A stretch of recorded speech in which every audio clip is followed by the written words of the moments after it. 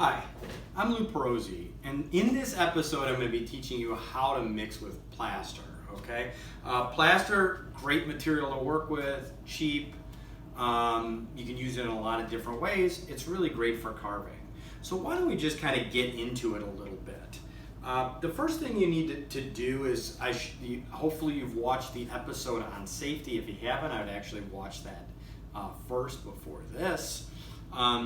In today's episode, I'm not going to be wearing my mask, but you definitely want to be wearing your N95 mask or the equivalent, a cloth mask, in case there's any dust or any powder getting in your face. I'm just not, because if I'm lecturing, I don't know if you can hear it, so I'm just going to go ahead and do this. I like plaster a lot as a working material. You can do so much with it. There's a lot of different ways to work with it. So this is just one way of doing it. And so I think you'll be pretty excited to check this out. So the first thing we're going to use is, I'm going to use this. This is going to be my casting, casting. I like the shape of this simply because it's a nice rectangle shape. So when I go ahead and take off the milk carton, that's all this is. I'll have this really nice rectangle shape that I can then begin to carve in and stuff. So the first thing what I'm going to want to do is, I'm just going to go ahead and simply get my box cutter, and I'm going to cut the top of it off. Okay, so just get this. All right, just be careful not to cut yourself. Just kind of rotate here. Pop this guy off. Okay, there we go. We've got this really great shape. Now what I want to do is, before I get started, I'm going to dry this out a little bit. All right, dry this out just a little bit.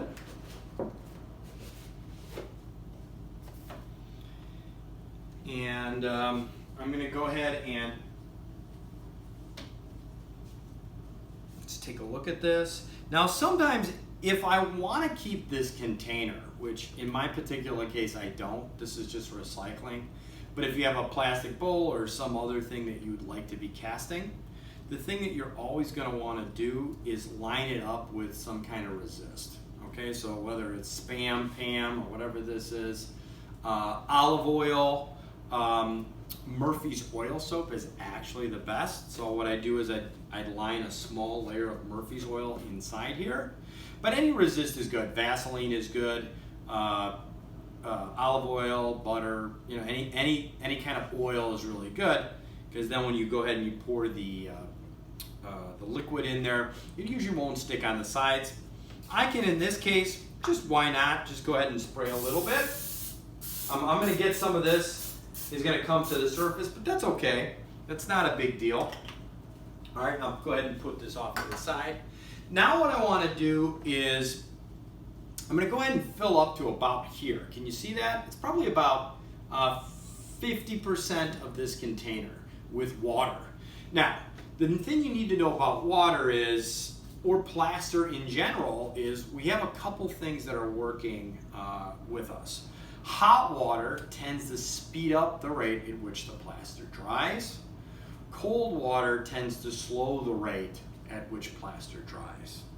The more powder we put into this container with the water, the faster it hardens, and the less plaster we use, the slower it hardens.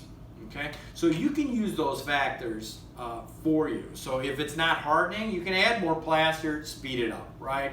If it's getting too stiff and you're not able to mix up all the dried powder to a really good consistency, then you can add more water. So I have a little bit of water on the side just in case anything goes wrong, and obviously I've got my bag of plaster over here.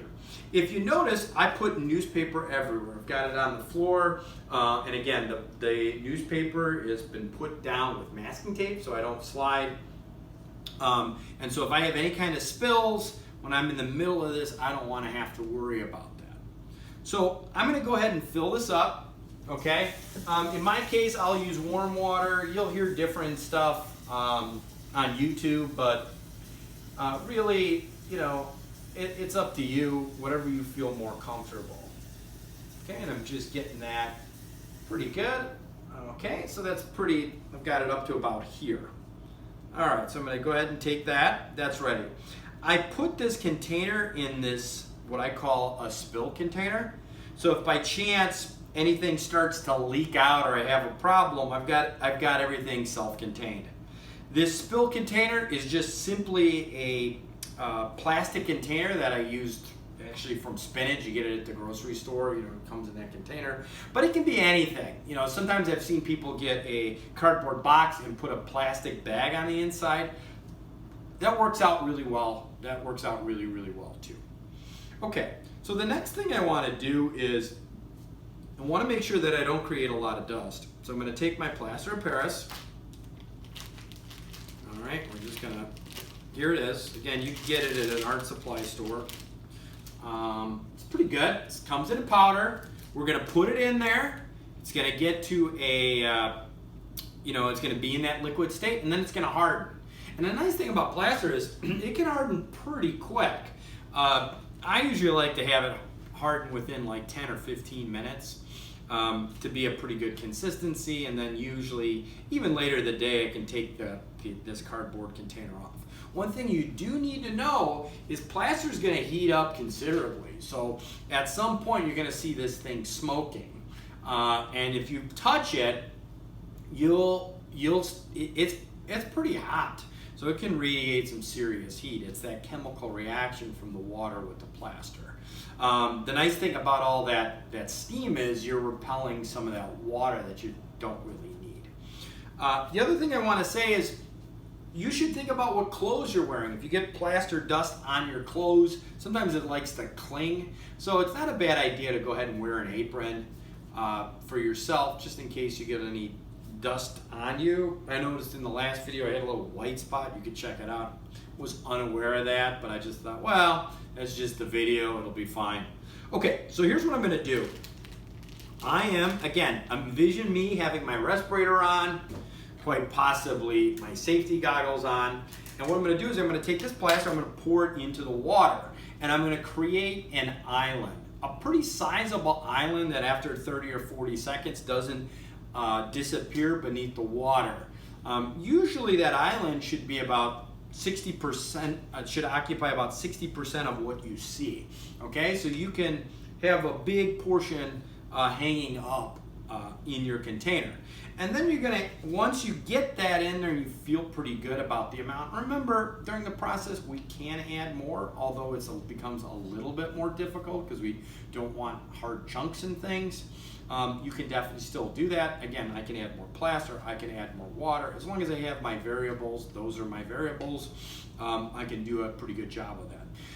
You'll want to think about what your stirring device is, because what we're going to want to do is we're going to take all those chunks that it's going to create and we want to get it to one consistency. Remember, whatever your stirring device is, you may need to throw that out.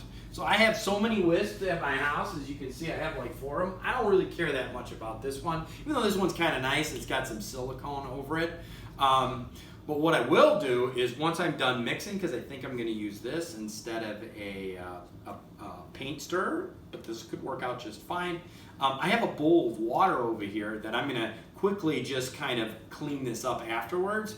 And if I'm good about it, I can really get all of the plaster off of this. But again, you know, first time doing it, if it's your first time, you may want to use more of a disposable thing so you don't have to worry about it.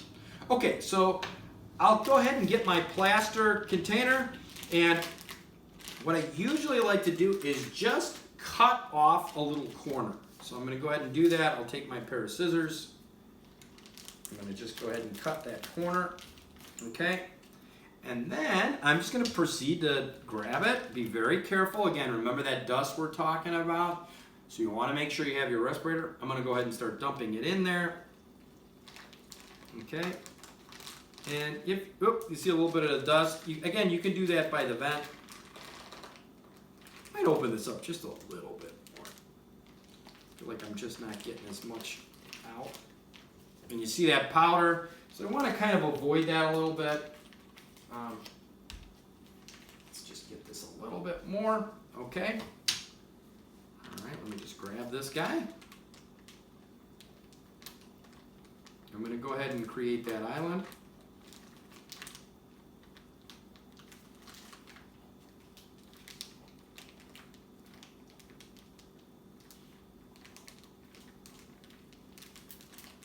And I may just, okay, now I'm going to watch the island. It's falling, it's falling, it's falling away.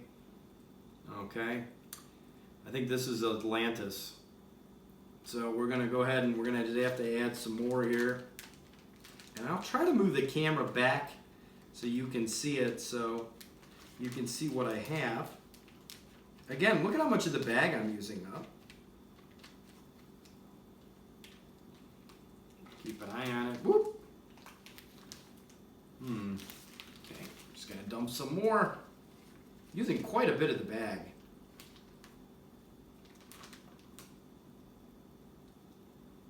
Okay, I'm just gonna kind of watch this guy. It's getting there. And still wanting to sink. So again, I'm just gonna add some more. I think we're probably gonna be pretty good here now. So let me, I like adding more, okay?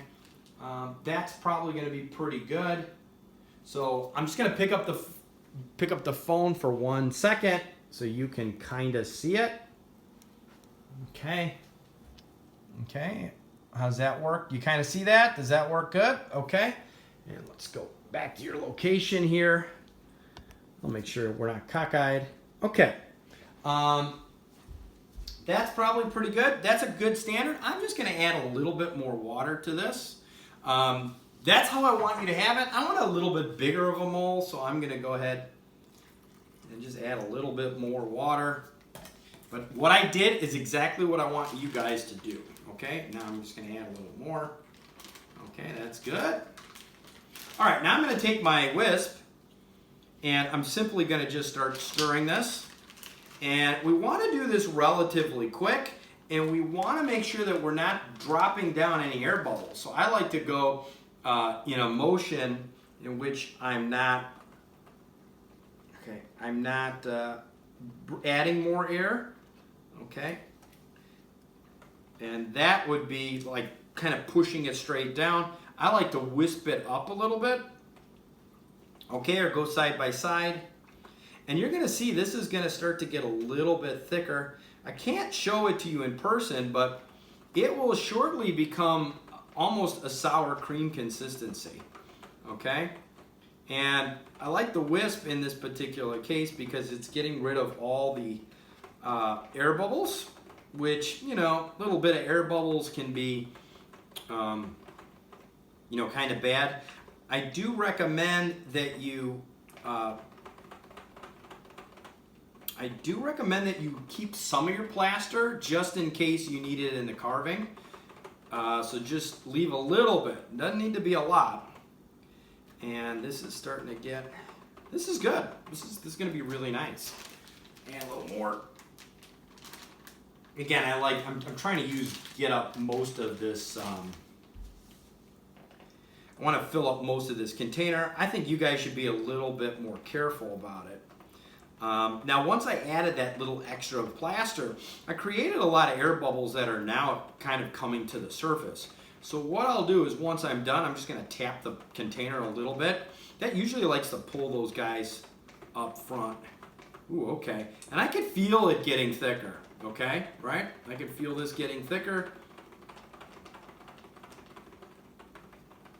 It's a good workout too, you know? I'm used to working out, but I just haven't been. So I'm feeling a little bit of these muscles. Shows you how out of shape I am. Okay, that's pretty good. But it is thickening. So now it went from a really sort of watery state to like a heavy cream. And then it's going to turn into a sour cream very, very shortly. Okay, we're going to just work this over. Oh yeah, that's looking good. I'm really happy with this. Okay.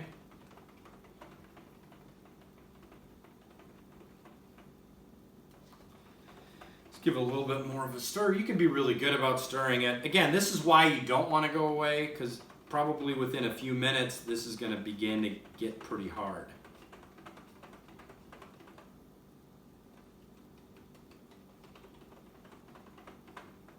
Okay, that's pretty good. Yeah, oh, that's going to be good. Okay, so now I could take a piece of newspaper. I like newspaper for this to get off some of the original plaster that's on this. And the reason I like that is I could just throw that right in the trash. Again, there's no implication of it ever going down a drain. So again, if I really want this to keep this, I want to get this cleaned up. If you should get any plaster, and I'm going to put it in this bowl of water that I have over here. So you guys see this? I've got this little bowl of water. So this is going to help to clean this. And I've got this sponge. Remember this sponge in the video. And so I'm going to clean that off. Now, there's so little plaster right now on this. I could probably rinse this out and it should be okay down the drain. Although I don't recommend this, but there's like nothing on here. So, you know, just to double check to get it nice and clean. At this moment in time, you are not finished. This is one of the most important steps that you can do is the cleaning. I think it's a great idea right now to go through and do a visual inspection, making sure that you don't have any plaster anywhere. This is the easiest state. When it's in that wet state, it's the easiest to clean up with your sponge or newspaper. This is a great time just to go ahead and clean everything. So what we're going to do is we're going to give this a little bit of time. We're going to let this stiffen up. And then in the next video, I'm going to go ahead and take it out, and you can check it out. The last thing I want to say about this is, as this begins to cure and that liquid starts to turn to a solid, there's going to be smoke coming off of here. So don't be surprised, not smoke, steam, okay? Steam is going to be coming off here. That's really normal, okay? Wait a bit. You can touch the top, but be careful because you're going to see that it's pretty hot. Hot enough to burn you? Probably not, but certainly if you leave your hand there, it probably could. Again, that's one of the reasons I don't recommend you doing your face or your hands, especially now. There are techniques that I can teach you, but this is probably the easiest one. I hope you've enjoyed this episode of how to make plaster molds.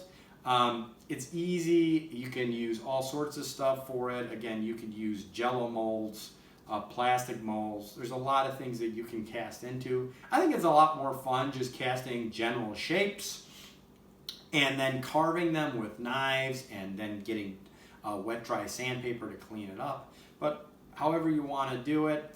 Thanks again, and we'll catch you in the next one when I'm carving this.